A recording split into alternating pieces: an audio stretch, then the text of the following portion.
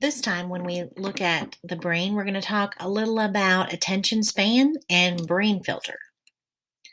So, our attention span is the amount of time that we can spend on one stimulus. So, take a look at this paragraph here and see if we can fill in the missing words. The amount of time spent on direct instruction should be directly tied to the student's blank. That's how long the student can attend without needing to change to a different stimulus. So how long do we think that is? Take a moment to think.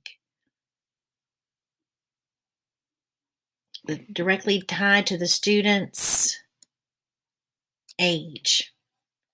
So think about those of us that teach 5-year-olds, 6-year-olds, 7-year-olds.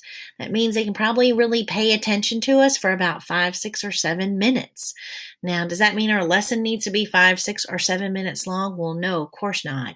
But it does mean that we need to be aware that our students can only pay attention or listen to us talk or pay attention to one task for that range that matches their age. So we have to use strategies keeping in mind students' attention spans. We're going to look at a few examples of how to pay attention to that and use strategies that take this into consideration so that our students are more likely to be engaged and participate in our lessons.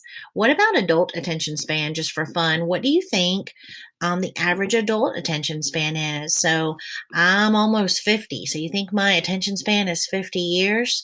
Definitely not. The average attention span for adults is about 15 to 20 minutes. We can listen to one person speak or attend to one activity for about 15 to 20 minutes before we need to attend to something else.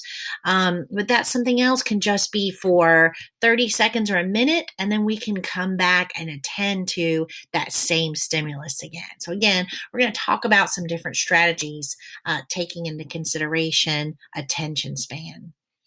Also, I want you to think about brain filter. The prefrontal cortex is also like a brain filter.